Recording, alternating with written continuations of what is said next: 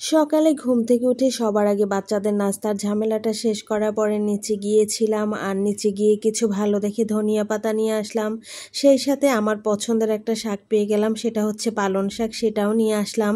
আর সব কিছু নিয়ে আজকের ভিডিওটি সাজানো হয়েছে, আশা করছি আপনাদের সবার ভালো লাগবে। আসসালামু আলাইকুম, সবাই কেমন আছেন?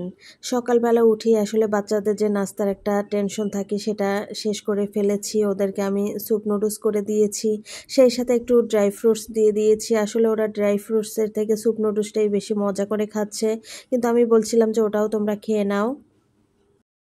সকালে বাচ্চাদের নাস্তার ঝামেলাটা শেষ হলে মনে হয় যেন বাসার অর্ধেক কাজ শেষ হয়ে গিয়েছে, কারণ ওদের খাওয়াটা নিয়েই তো আসলে অনেক প্রেশার নিতে থাকি যে ওরা কোনটা খাবে কোনটা খাবে না, কোনটা আবার খেতে চাবে, তখন আবার সেটা রেডি করে দিতে হবে।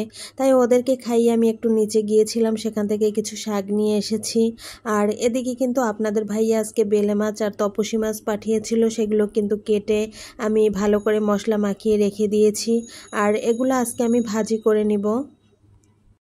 আপনাদের ভাইয়া কিন্তু সব থেকে এই যে দেশীয় যে বেলে মাছ বা তপসী মাছ এগুলোই বেশি পছন্দ করে, তাই সব সময় আসলে এগুলোই আমাদের বাসায় বেশিরভাগ আনা হয়। আর এই বেলে মাছগুলো কিন্তু একটু নরম হয়, তাই এগুলো ভাজতে গেলে একটু খুব সাবধানভাবে ভেজে নিতে হয়। আমি সব মশলা মাখিয়ে আসলে এভাবেই সবসময় মাছগুলো ভাজি। আর আমার আম্মু কিন্তু এইভাবেই মাছ ভাজে, ওনার কাছ থেকে আসলে আমাদের এইভাবে শেখা, কারণ মায়ের কাছ থেকেই কিন্তু মেয়েদের অনেক সময় বেশিরভাগ কাজগুলো শেখা হয়ে থাকে। আর আমি কিন্তু মাছগুলো এক পাশ খুব সুন্দরভাবে ভেজে উল্টে নিয়েছি, এখন আর এক পাশ আসলে ভেজে নিচ্ছিলাম। মাছগুলো আর এক পিঠ ভেজে নেওয়ার জন্য চুলায় দিয়ে দিয়েছি। আর এদিকে আমি যে ধনিয়া পাতাগুলো এনেছিলাম সেগুলো এখন ভালো করে ধুয়ে নিচ্ছি। আর এভাবে ধনিয়া পাতা ধুয়ে পানি ঝরিয়ে যদি কেটে ফ্রিজে রেখে দিই তাহলে কিন্তু 2-3 দিন পর্যন্ত অনায়াসেই ভালো থাকবে, একেবারেই নষ্ট হয় না। আর এদিকে পালং শাকগুলো যে এনেছিলাম সেগুলো কেটে এখন ভালো করে ধুয়ে নিচ্ছি।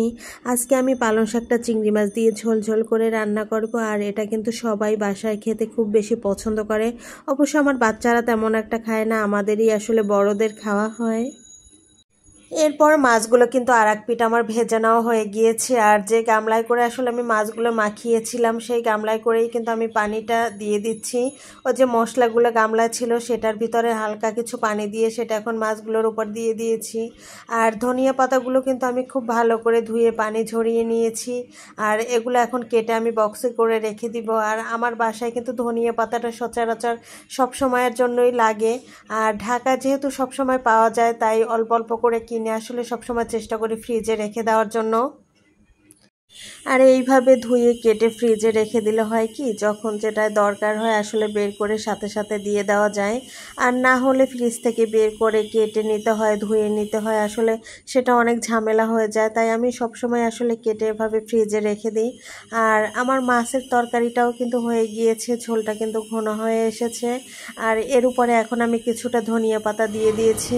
আর আমার মাছ ভাজিটা কেমন হয়েছে অবশ্যই আপনারা কমেন্ট করে জানাবেন।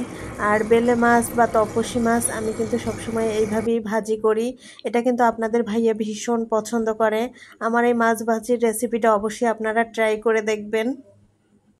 মাছ ভাজিটা কিন্তু আমার হয়ে গিয়েছে। আর পালং শাক রান্নার জন্য কিন্তু এখানে আমি চিংড়ি মাছ বের করে নিয়েছিলাম। আর চিংড়ি মাছটা কিন্তু এখন আমি একটু ভালো করে তেলে ভেজে নিচ্ছি।